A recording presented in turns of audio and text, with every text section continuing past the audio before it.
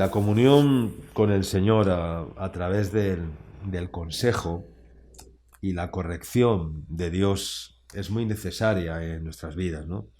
Todos necesitamos el buen consejo de Dios, el consejo oportuno de Dios y el consejo a su tiempo, ¿verdad? Como la palabra, a su tiempo, cuán buena es, dice la Escritura.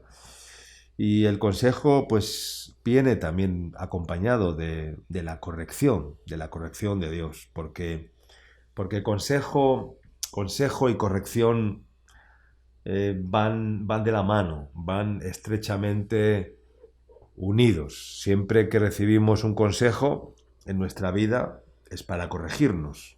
Todo buen consejo, cuando lo recibimos y lo aplicamos en nuestras vidas, es para corregir nuestro camino delante de Dios en nuestras vidas. Así que el consejo y corrección van unidos, van de la mano. Y necesitamos todos el consejo sabio de Dios, de los siervos de Dios, y como no, también la corrección oportuna de Dios cuando nos hemos desviado, cuando nos hemos alejado de la presencia de Dios o cuando nos hemos equivocado en algún asunto, en alguna circunstancia, en alguna decisión tal vez que hayamos tomado, y para eso necesitamos esa corrección y ese consejo de Dios. Y por lo tanto, qué importante es tener buenos consejeros, que a su vez nos corrigen cuando necesitamos ser corregidos. Y es una bendición poder tener buenos consejeros que no nos dan consejos humanistas, que no nos dan consejos, que nos dan consejos no de la carne, sino que nos dan siempre el buen consejo de Dios, todo el buen consejo de Dios. Algunos que dicen o se creen ellos mismos sabios en su propia opinión o espirituales o independientes, diciendo yo ya tengo mi relación con Dios y tengo una relación con Dios personal y a veces rehusan el consejo, rehusan la corrección, y esa independencia pues no es buena porque conduce a una fragilidad y a un peligro tan grande que el enemigo buscará y busca cómo aprovechar, y mucho cuidado, porque no es bueno que el hombre esté solo, ni mucho menos la mujer, ¿no? Si no, vean lo que sucedió cuando Adán dejó sola, ¿no?, a Eva un rato y mira lo que sucedió, ¿no? Mucho cuidado. Dice la Biblia, sujetaos los unos a los otros y someteos los unos a los otros. Leamos la palabra del Señor en esta mañana en el libro del profeta Isaías, capítulo 30, versículos del 1 al 5. Isaías, capítulo 30, versículos del 1 al 5. Dice así la palabra de Dios en esta mañana. Ay de los que se apartan, dice Yahvé, para tomar consejo y no de mí. ¿Cuántos se apartan cuando reciben el consejo de Dios? Y como eso les duele en su carne, en su ego, ¿verdad?, en su egoísmo, en su carnalidad, se apartan para recibir consejo de cualquier otra fuente humana, incluso de falsos maestros o falsos consejeros que les dan el consejo que ellos quieren escuchar y no el consejo de Dios. Porque hay personas que piden consejo, pero en realidad lo que hacen es pedir una aprobación a su decisión. Y eso no es pedir consejo. Pedir consejo es estar abierto a la corrección y es estar abierto a una nueva dirección que hay que tomar, porque ese consejo te lleva a tomar una decisión que no es la que tú pensabas o la que tú creías que era la mejor o era la correcta, ¿no? Entonces, cuando pedimos consejo, no lo tenemos que hacer como buscando la aprobación a la decisión que ya nosotros hemos determinado y hemos afirmado como buena, como correcta y como favorable en nuestras vidas, ¿no? El que busca consejo, hermanos, tiene que estar dispuesto a recibir el cuchillo, a recibir la espada, a recibir la vara y a recibir la corrección de Dios, ¿verdad? Y no la aprobación, no el aplauso o la adulación, ¿no? Y hay de ellos, dice el Señor, hay de los hijos que se apartan, dice el Señor, que se apartan para tomar consejo, dice, y no de mí. Dice, para cobijarse con cubierta y no de mi espíritu, añadiendo pecado a pecado. Esto es lo que hicieron Adán y Eva cuando desobedecieron y pecaron contra Dios. Dice que se escondieron y entonces se cubrieron cuando estaban y vieron y descubrieron que estaban desnudos. Dice que se cubrieron con hojas de higuera, lo cual simboliza la religión, y hay de aquellos que vienen o que buscan o tratan de cubrir sus vergüenzas y sus debilidades pecaminosas solo con las religiones, sea cual sea, ¿no? Porque Dios que lo ve todo, les quitó, lo primero que hizo Dios fue quitarles las hojas de higuera y hacer un sacrificio para cubrirles verdaderamente, con un sacrificio de sangre. La primera víctima de todas las criaturas de Dios, el Cordero, ¿no? Antes de que Abel fuera la víctima propiciatoria, símbolo del Cordero de Dios, asesinado por su hermano Caín.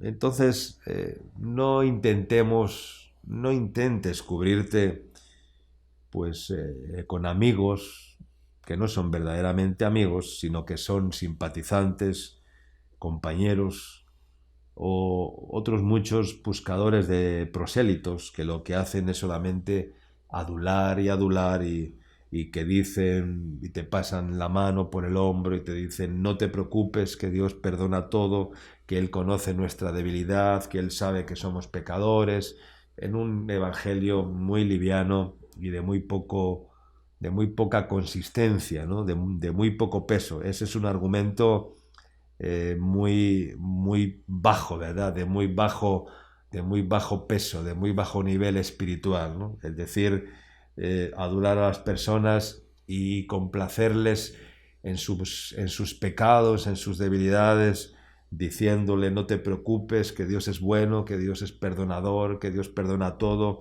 que no pasa nada, que Él conoce nuestras debilidades, que Él sabe que somos carne, que Él sabe que somos pecadores, ¿verdad? Es un evangelio de muy poca corrección. Y si algo tiene el evangelio de Dios, si algo tiene la palabra de Dios, es para corregir el camino del cual nos hemos equivocado, es para enderezar nuestra vida. Siempre que Dios nos habla, siempre que Dios mete la espada, siempre que Dios envía su palabra, que viene con corrección, con ministración, que viene con consejo y con corrección, lo hace para enderezar nuestro camino y para ponernos y alinearnos a su voluntad, para que dejemos de hacer lo malo, para que dejemos de pecar, para que dejemos de hacer aquello que no debemos hacer. Y por eso la mayoría o muchas personas no buscan el consejo de Dios, porque saben que consejo es corrección y que corrección es poner derecho, es enderezar los pasos, es cambiar actitudes, es dejar de hacer ciertas cosas para comenzar a hacer otras cosas que agradan a Dios, es dejar de hacer lo que no agrada a Dios para comenzar a vivir haciendo aquello que agrada a Dios. Dice, para cobijarse con cubierta y no de mi espíritu, añadiendo pecado a pecado, además. Dice, que se apartan para descender a Egipto, que sabemos que simboliza el mundo, ¿no? Aquellos que se apartan, en realidad lo que hacen es huir del consejo de Dios. Hay muchas personas que huyen del consejo de Dios, porque saben que el consejo trae corrección. Y aquellos que se apartan lo que hacen es estar huyendo del consejo de Dios, huyendo de la rectificación que tienen que tomar en sus vidas, o del paso de fe que tienen que tomar en sus vidas, de la corrección que tienen que hacer en sus vidas. Y todos necesitamos ser corregidos. La corrección de Dios, la corrección de los siervos de Dios, es para nuestro beneficio y es para bendición y es para repercutir y poner y añadir a nuestras vidas un mayor eterno peso de gloria. Entonces, los que se apartan del consejo para descender, dice, no lo hacen para ascender, dice, hay de los que se apartan del consejo, dice, ¿para qué? Para descender, es decir, para bajar, para alejarse, no es para crecer, es para descender, es para bajar a un nivel más bajo. Yo no sé usted, o tú, hermano, amigo, a qué nivel quieres llegar en tu vida, si quieres crecer o quieres descender. Yo creo que todos queremos crecer.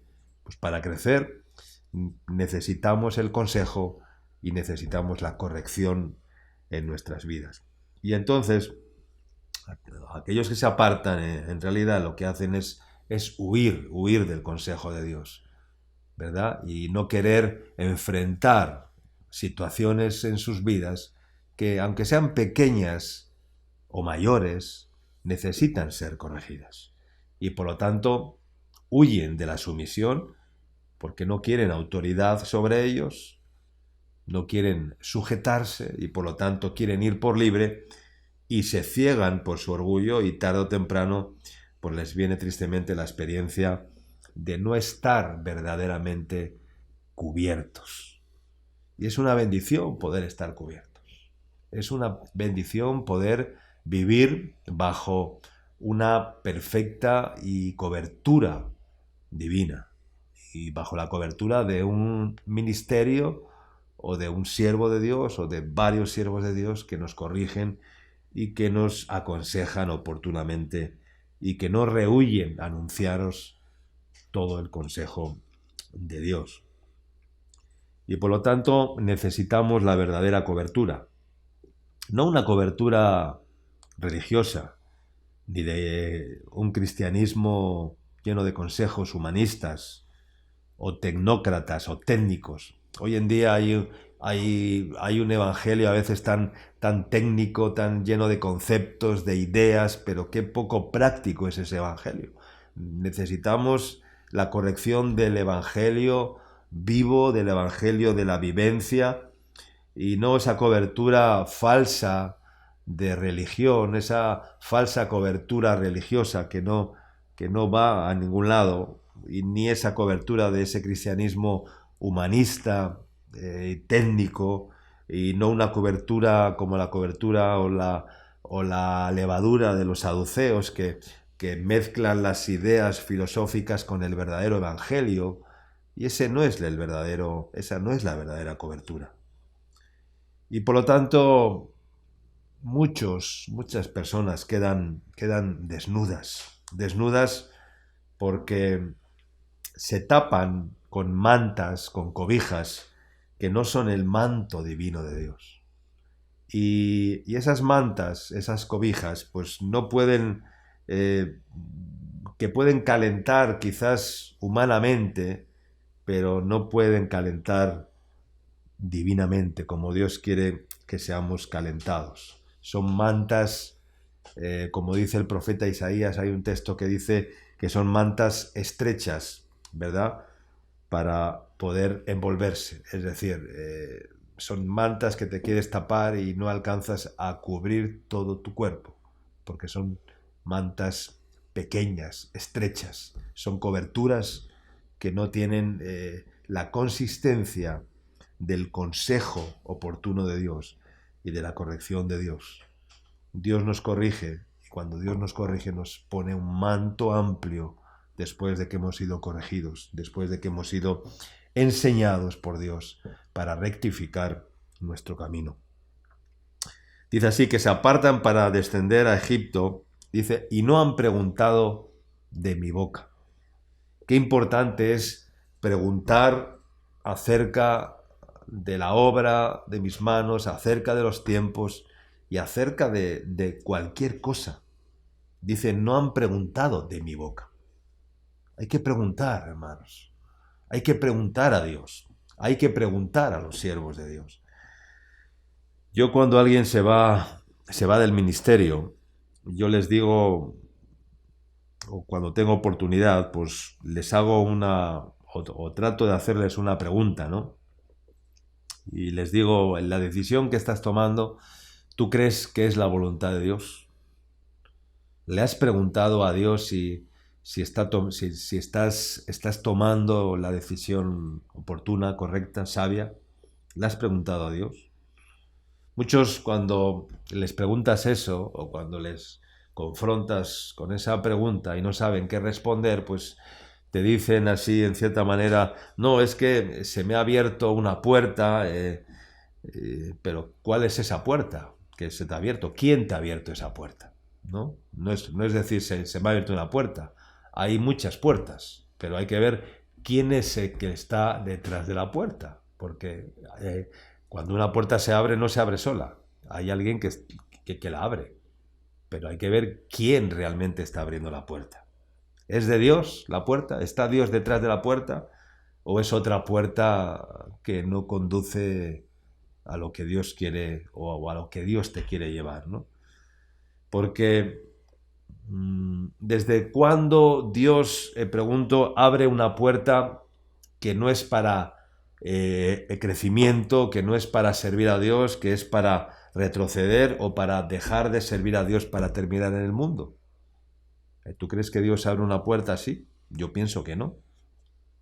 Mira, Jesús no abre puertas traseras. ¿Me estás escuchando? Jesús no abre puertas traseras, como las que hay en los edificios, en las casas, en los edificios grandes, en los lugares donde se concentran muchas personas. Suele haber unas puertas que las llaman puertas de evacuación, o que les llaman puertas falsas, puertas anti-incendios, ¿no? En caso de incendios hay una puerta para salir corriendo. Son las puertas traseras, porque si todo el mundo cuando se va a la puerta principal, lo que se va a provocar es una masacre allí de gente, porque todos quieren salir por la misma puerta y entonces se va a provocar ahí un embudo y entonces la gente se va a masacrar allí, ¿no? Entonces, por eso, por medidas de seguridad, hay puertas falsas, que las llaman puertas traseras, ¿verdad? Que son puertas para evacuación, para evadir. Pero Jesús, hermanos, Jesús no abre puertas traseras. Jesús no usa puertas traseras. Él es la puerta. Él es la única puerta que conduce a la vida. Jesús dijo, yo soy la puerta. El que por mí entrare será salvo, hallará pastos y será salvos. Y entonces dice, no han preguntado a Dios. No han preguntado a Dios. Pregunta a Dios antes de tomar cualquier decisión. Y pregunta no solo a Dios, sino también a los verdaderos ungidos de Dios. ¿Verdad? Y qué difícil a veces hacer entender a las personas que hay que preguntar, que hay que antes de dar por hecho una relación, antes de dar por hecho una pareja, antes de dar por hecho cualquier decisión que tengas que tomar, consulta a Dios y a los siervos de Dios, no solamente a Dios, porque a veces, no, es que Dios me ha dicho que sí, pero ya has consultado al siervo de Dios, ¿verdad? O es que tú tienes una comunión tan estrecha y tan íntima con Dios, que Dios te habla a ti de una forma directa y personal, ¿verdad? Y no, Dios usa canales, Dios usa medios, ¿verdad? Pregunta antes de tomar cualquier decisión, porque eso es pedir consejo. y ahí es donde Dios está detrás del consejo. Y pregunta a los verdaderos ungidos de Dios, que no tienen ningún interés, ni económico, ni humano, ni religioso, contigo, ninguno. Solo quieren tu bien, solo buscan tu bien. Dice, y no han preguntado de mi boca para fortalecerse, dice, con la fuerza de Faraón, la fuerza del mundo, la fuerza de Egipto, y su propia fuerza, que es ninguna, ¿no? Y no han preguntado de mi boca para fortalecerse con la fuerza de Faraón y poner su esperanza en la sombra de Egipto, pero la fuerza de Faraón se os cambiará en vergüenza, y el amparo en la sombra de Egipto en confusión. Cuando estén sus príncipes en Zoán y sus embajadores lleguen a Hanes, todos se avergonzarán del pueblo que no les aprovecha ni les socorre, ni les trae provecho, antes les será para vergüenza y aún para oprobio. Qué bendiciones vivir con el Señor y vivir recibiendo su consejo, su sabiduría, porque Él nos conoce más que a nosotros mismos incluso, y por lo tanto sabe lo que necesitamos. Y por eso sus enseñanzas, sus consejos y correcciones es lo perfecto, es lo necesario para nosotros. Leamos el libro de los Salmos, capítulo 33. Libro de los Salmos, capítulo 33, versículo 10 al 12. Dice así, Salmos 33, 10 a 12. Dice, Yahvé hace nulo el consejo de las naciones. Dios hace nulo, dice, anula el consejo de las naciones. Cuando hablo de naciones, está hablando de las naciones de la tierra, ¿verdad? Hay un organismo que se llama la ONU, ¿verdad? Las Naciones Unidas, el Consejo de las Naciones Unidas, ¿verdad? Hay tantas organizaciones mundiales, ¿verdad? Que en este tiempo especial de crisis como la que estamos viviendo en el mundo por causa de la pandemia y todo lo que está aconteciendo, ¿verdad? Las organizaciones de las naciones dan sus consejos, ¿verdad? Pero dice que Dios hace nulo el consejo de las naciones.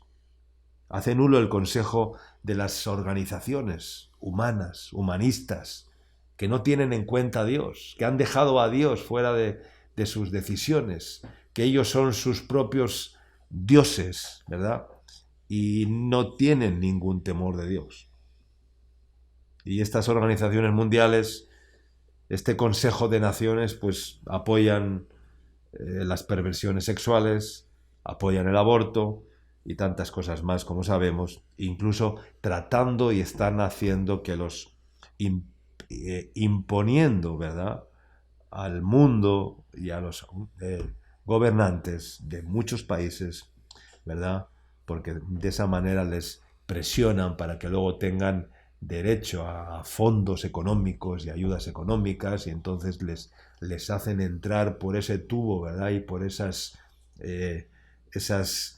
normativas y esas leyes que son antidivinas totalmente, y entonces los gobernantes se ven comprometidos, ¿verdad?, porque son presionados por ese lobby humanista, ¿verdad?, y por ese lobby babilónico que quiere destronar a Dios de los gobiernos de la tierra y ponerse ellos como dioses.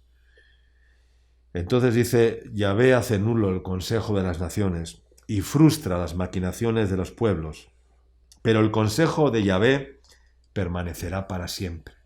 El consejo de Dios permanecerá para siempre, y los pensamientos de su corazón, dice, por todas las generaciones. El consejo de Dios permanecerá para siempre, los pensamientos de su corazón por todas las generaciones. Los consejos de los hombres pasan como nubes, y vienen otros, pues a veces incluso peores. Solo el consejo de Dios debemos buscar, y es el que debemos dar, el consejo de Dios, a nuestra familia, a nuestros hijos, a nuestros hermanos en la fe. Cuidémonos de dar o de recibir consejos humanos, humanistas, filosóficos, ¿verdad?, amparados o afirmados en lo que escuchan o oyen, ¿verdad? No, todo el consejo de Dios, solamente el consejo de Dios es el que debemos escuchar. Todo consejo humano es vano. Yo no quiero consejos humanos, ni quiero dar consejos humanos, ni quiero recibir consejos humanos.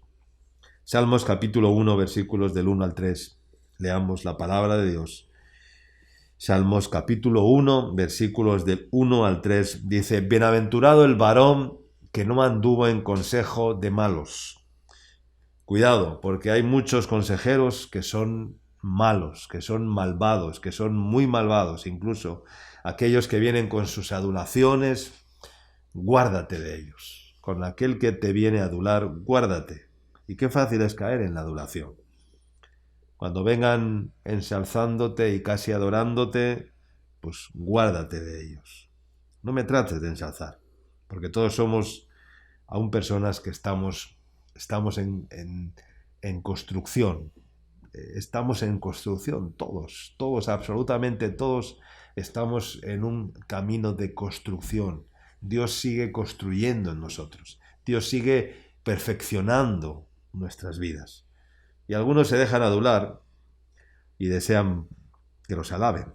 Dice: bienaventurado el varón que no anduvo en consejo de malos, ni estuvo en camino de pecadores, ni en silla de escarnecedores se ha sentado, seguimos leyendo, sino que en la ley de Yahvé está su delicia, y en su ley medita de día y de noche. ¿Dónde está su delicia? Dice: sino que en la ley del Señor está su delicia. ¿Dónde está su delicia? En la ley del Señor está su delicia, y en ella, en su ley, en su palabra, en sus mandamientos, en su presencia, medita de día y de noche. En la ley del Señor, dice el salmista. Y añade: este que no acepta consejo de malos, este que no se sienta en silla de escarnecedores, este que no camina por camino de pecadores, dice: este será como árbol, vamos a seguir leyendo, será como árbol plantado junto a corrientes de aguas, que da su fruto a su tiempo, que da su fruto a su tiempo, que no deja de dar fruto, y que su hoja no cae, aunque venga el otoño, aunque venga las pruebas, aunque venga, dice que su hoja no cae, y todo lo que hace prosperará. Pero no es que haya que meditar y deleitarse en la ley del Señor, como dice aquí, y comer la palabra de Dios y deleitarnos en ella para obtener algo, porque si la motivación es obtener algo, estamos mal. Ese no es el camino correcto de Dios. No es tener esa comunión de agradar al Señor para tener esto o tener aquello, sino que hay que hacerlo por entusiasmo, por pasión, por celo, porque necesito tener comunión con el Señor, porque necesito agradar a Dios, porque el hacer tu voluntad me ha agradado, decía el salmista. Es que necesito hacer la voluntad de Dios. Soy Cristo dependiente, es decir, me siento mal cuando no hago la voluntad de Dios. Me siento mal cuando no me deleito en la voluntad de Dios. Y me deleito porque amo deleitarme en la presencia de Dios. Porque necesito la presencia de Dios en mi vida. Y eso me trae satisfacción, beneficios, y me trae un estado espiritual óptimo en mi vida, y por eso busco la presencia de Dios, ¿verdad? Y por eso el apóstol Pablo, hay un texto en el libro de los Hechos, que no lo he anotado, pero que dice que el apóstol Pablo se está dirigiendo antes de despedirse, dice: yo os protesto en el día de hoy, ¿verdad? La palabra protestantes viene de protestar, ¿no? Y el apóstol Pablo dice: yo os protesto en el día de hoy, dice que estoy limpio de la sangre de todos, porque no he rehuido, dice, anunciaros todo el consejo de Dios. Dice todo el consejo.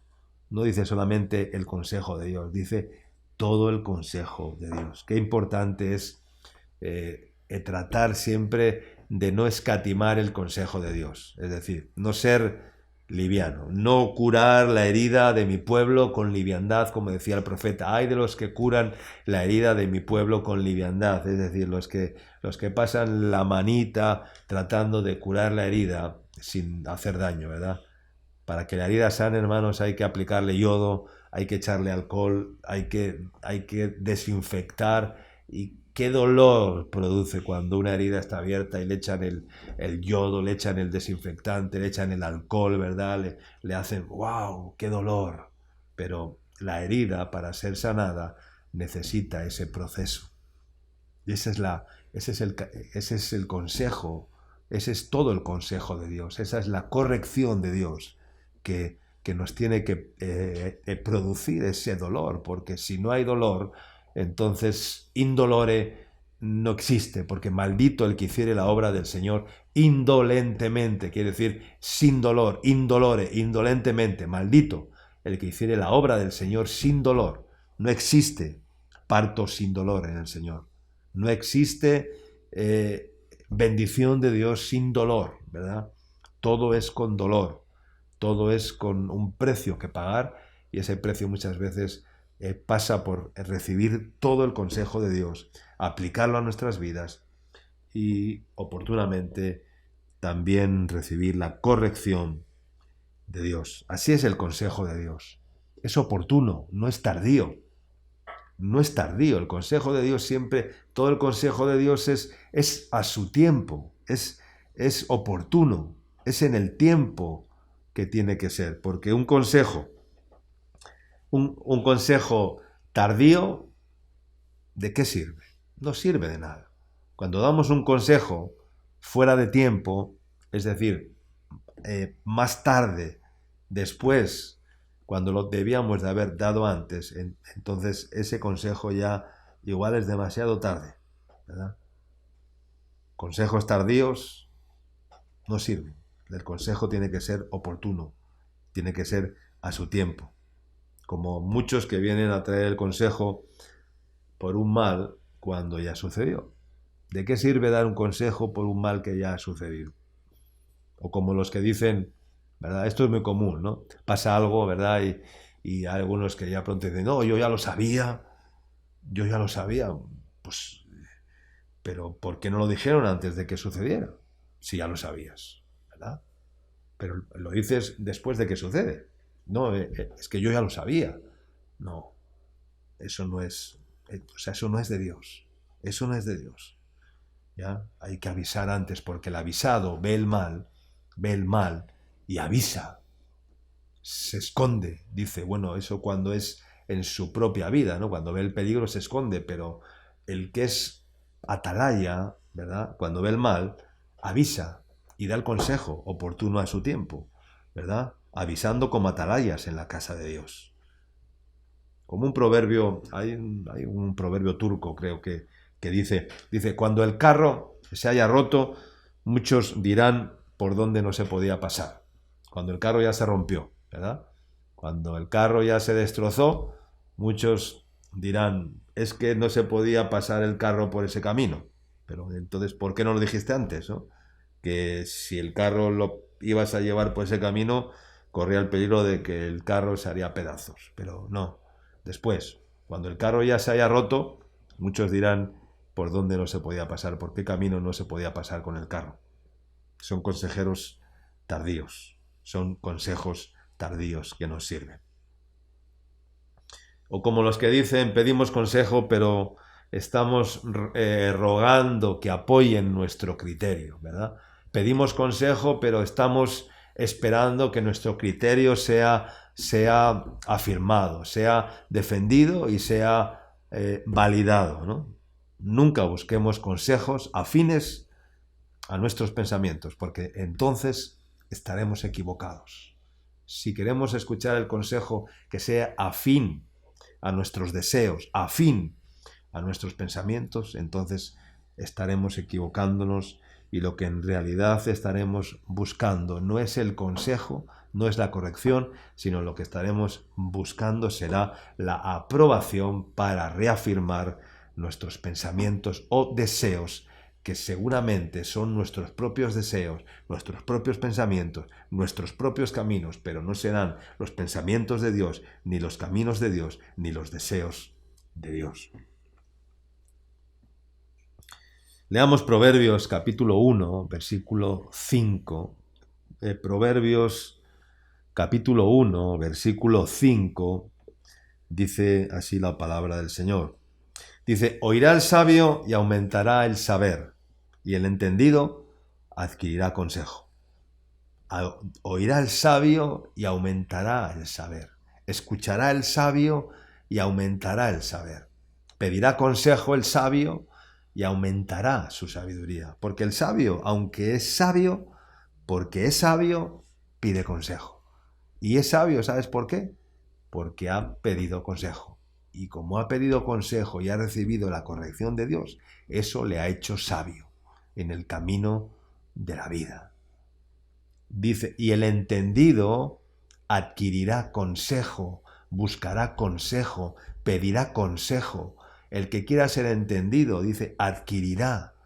Adquirir es comprar, es hacer tuyo, es buscar, ¿no? El entendido adquirirá consejo, buscará consejo, ¿verdad? Busquemos el consejo, pero seamos entendidos, buscando incluso, después del consejo, ser exhortados, corregidos, incluso alguna vez, ¿por qué no?, disciplinados. Porque dice la Escritura, dice un proverbio, dice un salmo, sí, dice, porque corrige al sabio, dice, y te amará. Corrige al sabio y te amará, pero corrige al escarnecedor y te aborrecerá por haberle corregido. Y es así, el escarnecedor le corriges y te aborrece, te rechaza, te repudia, te dice, vete, no quiero saber nada. En cambio, el sabio, cuando le corriges, te ama. Corrige al sabio y te amará. Corrige al escarnecedor y te aborrecerá por haberle corregido, por haber querido inmiscuirte en sus caminos, en sus pensamientos, en sus decisiones, en su propia vida, que cree que es su vida y que nadie tiene que meterse en su vida. Hay personas así, son escarnecedores, que rehuyen el consejo, Y aunque lo escuchan a veces, le están diciendo, para ti, eso no es para mí, yo tengo mi propio consejo, yo soy mi propio consejero. Y hermanos, los buenos amigos son aquellos que tienen el valor y la valentía de corregirnos con la verdad, de decirnos la verdad, aunque nos duela, y que no son cobardes. El verdadero amigo es aquel que corrige el error con valentía. Así es el verdadero amigo. Imagínense si el mismo Dios mismo, ¿verdad?, dijo, ¿cómo voy yo a hacer esta cosa terrible de destruir la ciudad Sodoma y Gomorra y no decírselo antes a mi amigo Abraham? Eso dijo Dios. Imagínate Dios mismo, ¿verdad?, diciendo, voy a hacer tal cosa, voy a destruir esta ciudad porque ya la maldad, la corrupción, el pecado está tan ya que no hay otra forma, y voy a enviar mi juicio sobre esa ciudad y la voy a destruir. Pero ¿cómo no se lo voy a decir antes? Dice, a mi amigo Abraham, ¿verdad? Aunque le duela, ¿verdad? ¿Por qué? Porque Abraham, menuda noticia le dio Dios a Abraham, que iba a destruir la ciudad, que iba a destruir Sodoma y Gomorra, aquella ciudad donde estaba su familia, donde estaba su sobrino Lot, con su familia, ¿verdad? Pero Dios se la dio, aunque fuera una noticia dura. Pero Dios le dijo, o sea, voy a hacer esto y no se lo voy a decir ¿cómo no voy a decírselo a mi amigo Abraham? ¿Cómo no voy a anunciárselo a mi amigo Abraham. Así que, hermanos, cuidado también a quién damos los consejos. Cuidado a quién damos el consejo. Decía un tal Esopo, dice, el consejo dado a un necio es como perlas arrojadas al muladar. El consejo dado a un necio es como perlas arrojadas al muladar. No es lo mismo este pensamiento o esta frase, no es lo mismo que lo que dijo Jesús cuando dijo, cuidado, cuidado, no deis lo santo a los perros, ni echéis perlas a los cerdos, no sea que las pisoteen y se vuelvan contra vosotros, ¿verdad? Es el Espíritu Santo el que nos tiene que guiar a dar el consejo y a quién se lo debemos dar. Es el Espíritu Santo. Si el Espíritu Santo no te guía a dar el consejo, mejor que no lo des. Porque si es el Espíritu Santo, te dará el consejo oportuno, la revelación oportuna y la dirección oportuna, ¿verdad? Porque si no tenemos el consejo de Dios o la palabra de Dios oportuna, es mejor callar y no hablar en vano. Hace días yo le dije a un hermano, mira, yo no te he dicho nada hasta ahora porque estaba esperando que Dios me hablara acerca de ti. Y no para darte la dirección oportuna, ¿no? O sea, para darte el consejo oportuno. Y Dios no me hablaba, o sea, Dios no me decía nada referente a ti. En este momento no tenía dirección para ti y por lo tanto he estado esperando a que Dios me hable. Y prefiero estar callado antes que decirte algo de mi carne, algo humano y no darte el consejo de Dios. Y por eso no he hablado contigo porque estaba esperando que Dios me hablara y Dios no me hablaba. Entonces, si Dios no me habla, prefiero callar. Porque antes que hablar algo de la carne o decir algo humano, mejor guardar silencio y cerrar la boca y no hablar en vano. Amén. Proverbios capítulo 19, versículos 20 y 21 dice así la palabra de Dios. Proverbios 19, 20, 21 dice, escucha el consejo y recibe la corrección. Aquí vemos claramente que consejo y corrección van de la mano, van unidas. Escucha el consejo y recibe la corrección. Es decir, detrás del consejo viene la corrección. Escucha el consejo y recibe la corrección, para que seas sabio en tu vejez. Muchos pensamientos hay en el corazón del hombre, mas el consejo de Yahvé permanecerá. Acá vemos cómo el consejo es corrección. Escucha el consejo y por lo tanto recibe a sí mismo la corrección, para que seas sabio y no seas un insensato. El buen consejo es aquel que viene con palabra a veces de ciencia, con palabra de sabiduría, con palabra de revelación, ¿verdad?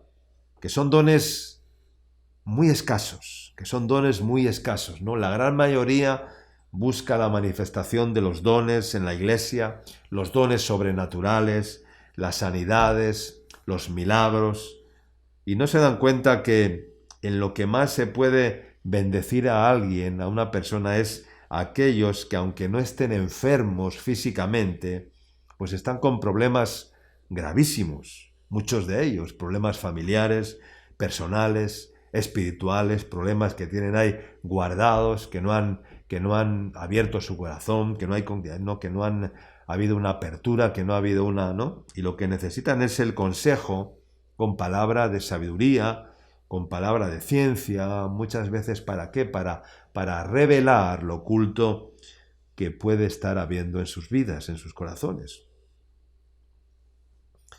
Y un mal muy común que viene ocurriendo y que ocurre es que pues muchas personas piden consejo o buscan consejo y otros no lo hacen. ¿Por qué? Pues porque no han confesado aún sus pecados ocultos, ¿verdad? Lo hacen sin confesar los pecados ocultos, que nunca confesaron y por lo tanto necesitamos que por revelación sean descubiertos. Y a veces esas personas, como huyen de hablar lo que está oculto, lo que no quieren que se sepa de sus vidas, huyen de eso. Entonces empiezan a enrollar el asunto, ¿verdad? Humanamente, religiosamente, y lo que hacen es tratar de seguir tapando su pecado, cubriendo su pecado, para que no se sepa lo. Y entonces el que así hace nunca podrá recibir el consejo.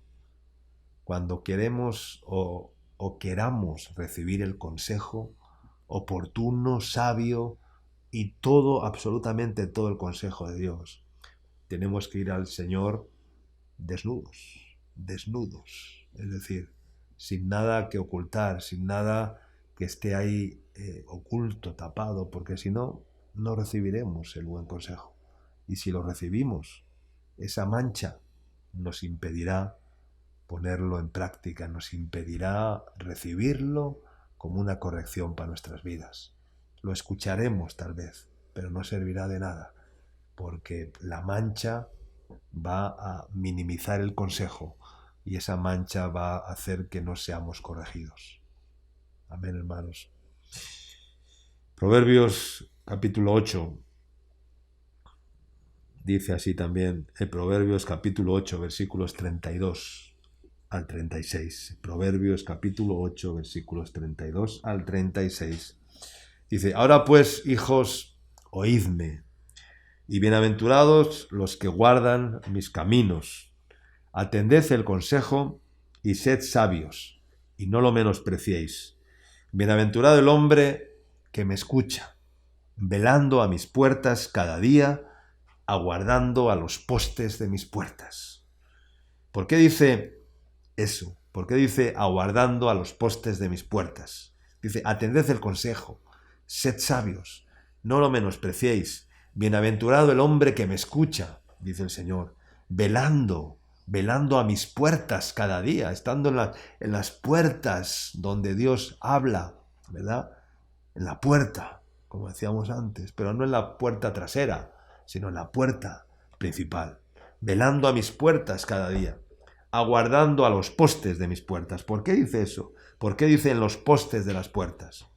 Porque en los postes de las puertas estaba, como sabemos, estaba la sangre del Cordero. La señal estaba en los dinteles de las puertas.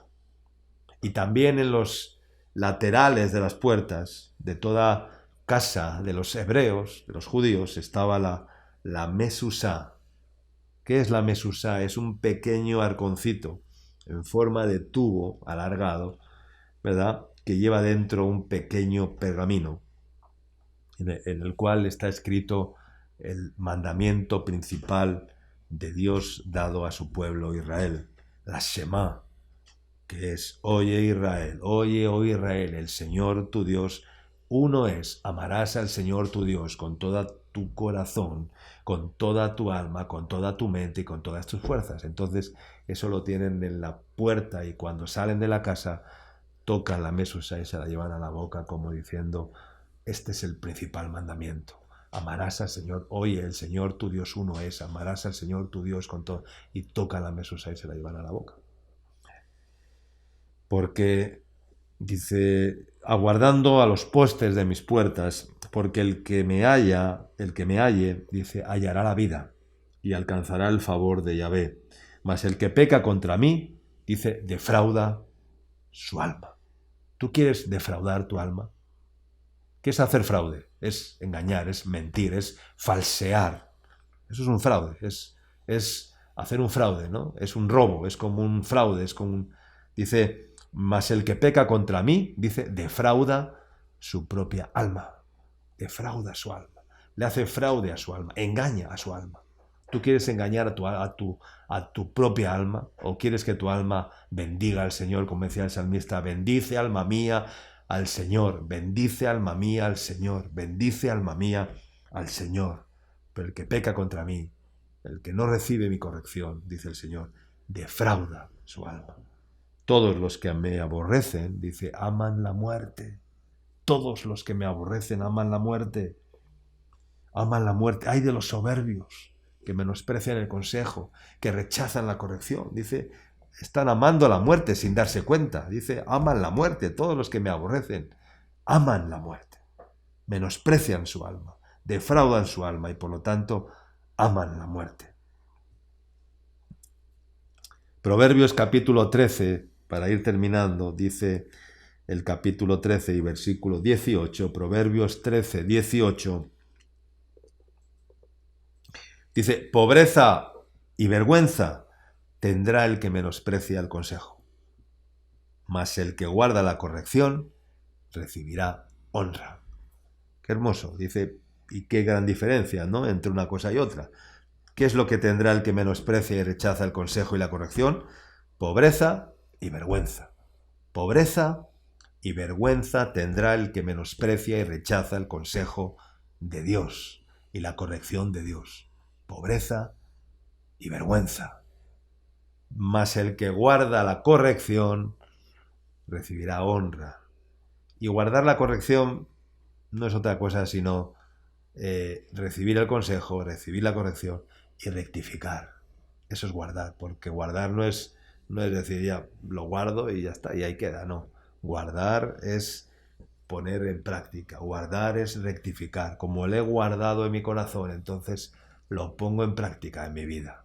Es decir, no lo he escuchado y decir, ya lo sé, ya lo escuché, pero ¿de qué te sirve escucharlo si luego no lo guardas en tu corazón? Porque solamente el que guarda en su corazón el consejo y la corrección de Dios, luego es capaz de practicarlo en su vida y rectificar en aquello que ha sido corregido, guardado y aconsejado por Dios.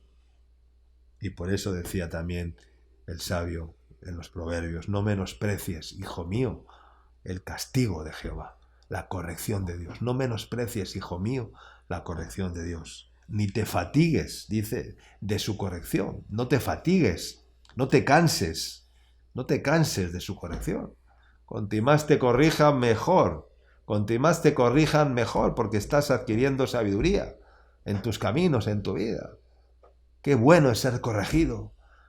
Cuando Dios te corrige, cuando Dios te amonesta, te corrige, qué bueno es. Porque Dios te está dando el consejo que te va a llevar a enderezar y a adquirir sabiduría. No te fatigues, no te canses de su corrección. Porque Yahvé dice, al que ama, corrige, al que ama, castiga, como al Padre, al Hijo, a quien quiere. Gloria a Dios. Quiero terminar leyendo el Apocalipsis, en el capítulo 3, versículos 14 al 21, recordando esta amonestación, esta corrección, porque esta es la exhortación más importante dada por el Señor en el libro de Apocalipsis a todas las iglesias, debido a que muchos creyentes en todo el mundo, sin darse cuenta, pues pertenecen también a la iglesia de la Odisea.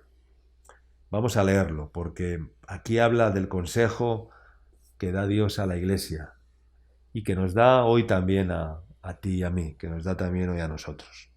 Apocalipsis capítulo 3, versículo 14. Dice, y escribe el ángel a la iglesia en la Odisea. He aquí el amén, el testigo fiel y verdadero. El principio de la creación de Dios dice esto: yo conozco tus obras, que ni eres frío ni caliente. Lo hemos escuchado muchas veces, pero el Señor nos lo tiene que recordar constantemente. Esto es algo que tenemos que estar recordando y recordando y recordando constantemente, porque constantemente caemos en este asunto, en esta pérdida del celo y de la pasión por el Señor. ¿Tú qué eres? ¿Frío o caliente? ¿Vivir al rojo vivo para el Señor o vivir como un pingüino en el Polo Norte sobre una barra de hielo? ¿Dónde estás viviendo? ¿Cómo estás viviendo? ¿Verdad? Pues la mayoría, ni lo uno ni lo otro.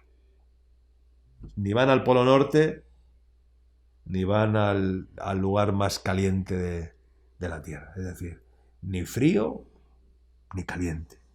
Y el Señor dice, yo conozco tus obras, que ni eres frío ni caliente. Dice, ojalá, dice el Señor, ojalá fueres frío o fueres caliente. Ojalá. Pero, dice el Señor, por cuanto eres tibio, ni frío ni caliente, ni frío ni caliente, te vomitaré de mi boca. La mayoría son tibios. Es la gran mayoría, la tibieza. Ni frío ni caliente. Es decir, ni se quieren alejar y totalmente, ¿verdad? Estar en la frialdad no, a estar en un término ahí, entre medio, ¿verdad? En medio del bulto parece como que en medio parece que uno pasa desapercibido, ¿no? Así están muchos, pasando desapercibidos, ¿verdad? ¿Verdad? Como ni adelante ni atrás, ¿verdad? En el montón, ¿verdad? Y ahí dónde va Vicente, dice un refrán, donde va la gente, ¿no? Y ahí paso desapercibido y ahí me mezclo y ahí estoy, tibio, en tibieza, ¿verdad? Porque mira, incluso los fríos recibirán menos castigo que los tibios, que habiendo gustado del don y del sacrificio de Cristo, que es inefable, pues no lo han valorado, sino que lo han hecho como algo liviano, ¿verdad? Y por eso son tibios. Y por lo tanto, los tibios recibirán mayor castigo, porque mejor te hubiera sido no haber conocido que después de haber conocido, dice la palabra, volverte un tibio. Y el que se vuelve un tibio después de haber conocido tiene mayor castigo que haber sido frío toda su vida. Así que, hermano, sal de la tibieza, recibe el consejo en esta mañana, deja de ser un tibio en el Señor, deja de ser un tibio en el Señor y sé un apasionado, sé el primero, ¿verdad? En bajar al culto, en ir a la iglesia, en estar en las reuniones, en buscar a Dios, sé el primero, esfuérzate, deja de ser un tibio, ¿verdad? Porque a los tibios, que dice el Señor, te vomitaré en mi boca. Lo hemos escuchado muchas veces, pero no hacemos caso. Parece como que eso queda muy lejos. Te vomitaré de mi boca, dice el Señor. Quiere decir que ha estado dentro, porque algo que se vomita es algo que sale de dónde. Estuvo dentro, pero fue vomitado. Es decir, estuvo en la presencia de Dios, pero fue rechazado. El Señor lo echó de su presencia. Y como decía David, no me eches de tu presencia, no quites de mí tu Santo Espíritu. Renuévame en el gozo de tu salvación. Señor, crea en mí, oh Dios, un corazón limpio, un corazón recto. Te vomitaré de mi boca. Ha estado en comunión con Cristo, ha recibido la benignidad de Dios, ha experimentado el amor de Cristo, ha experimentado el perdón de Cristo, su palabra, pero no ha dejado encender su corazón del celo y de la pasión y del amor por Jesús. Y se ha vuelto un tibio, un indiferente, un tibio, alguien que ni frío ni caliente, y ese es el peor estado, ¿verdad? Cuando te tomas un buen café, cuando te tomas un buen plato de sopa, no sé cómo decirte, ¿cómo lo quieres? ¿Tibio? ¿Fría? ¿La sopa fría o bien calentita? ¿Cómo? ¿O te la tomas tibia? Un buen café, calentito, ¿verdad? Ni frío ni caliente, pero son tibios. No, lo tibio es lo peor que hay. Es la mayor nauseabundo que puede existir, es la tibieza. Y esa nube invade y es tan nauseabunda en medio de la iglesia, en medio de nuestras vidas. Así que huyamos de la tibieza, huyamos de la tibieza. Ese es el consejo de Dios en esta mañana. Te vomitaré de mi boca porque tú dices, yo soy rico. Tú dices, yo soy rico y me he enriquecido. Claro, eso dice el tibio, el que no necesita, el que se cree que ya, bueno, que ya está bien, que es suficiente, que ya está todo hecho, que no hay que hacer mucho más, que no hay que ser un apasionado y un radical, ¿verdad? Pero tú dices, yo soy rico y me he enriquecido y de ninguna cosa más tengo necesidad. Y no sabes que eres un desventurado, miserable, pobre, ciego y desnudo. Tú dices, pero no es lo mismo lo que tú dices que lo que Dios dice de ti. Esa es la diferencia. Tú dices que eres rico. Tú dices que no tienes necesidad. ¿Pero quién dice eso? Tú. ¿Pero qué dice Dios de ti? Dice, y no sabes que lo que Dios dice de ti es precisamente todo lo contrario, que eres un desventurado, miserable, pobre, ciego y desnudo. Es decir, no eres lo que tú dices ser que eres, dice el Señor. Te dice el Señor. Tú te crees que eres una cosa, pero yo te digo, dice el Señor, eres una cosa totalmente diferente de la que tú piensas que eres. Y esto es terrible. ¿Y qué es lo más importante? ¿Lo que Dios piensa de ti? ¿Lo que Dios dice de ti? ¿O lo que tú mismo dices de ti mismo? No, hermanos, lo que Dios dice de ti, eso es lo importante y es lo que debemos considerar y escuchar en nuestras vidas. ¿Qué dice Dios de mí que soy? Por lo tanto, dice el Señor, yo te aconsejo, estamos hablando de consejo y de corrección, yo te aconsejo, ¿qué te aconsejo? Dice que de mí compres oro refinado en fuego, para que seas verdaderamente rico. Oro refinado en fuego, para que seas verdaderamente rico. ¿Cuál es ese oro? ¿Qué es el oro? ¿Cuál es ese oro? ¿Qué es el oro? ¿Cuál es ese oro? La Odisea era una ciudad que estaba asentada sobre una mina de oro. Y por eso este símil, ¿no? Esta relación, ¿no? De que compres oro. Era un lugar de mucho comercio, de mucha riqueza, había una mina de oro y entonces estos comerciantes iban allí, extraían el oro, era una ciudad rica. Pero, ¿cuál es ese oro que dice el Señor? ¿Qué es lo que representa el oro? El oro representa la pureza, la santidad. Purificada tu alma para santidad, para que seamos purificados. Porque si somos tibios, ¿qué vamos a edificar sobre la roca que es Cristo? Edificaremos con madera, edificaremos con heno, con hojarasca, con humanismo, y entonces cuando viene la prueba de fuego, todo eso que pasa, que se derrumba, se quema. Eso se quema, porque la obra de cada uno, dice cualquiera que sea, el fuego la probará.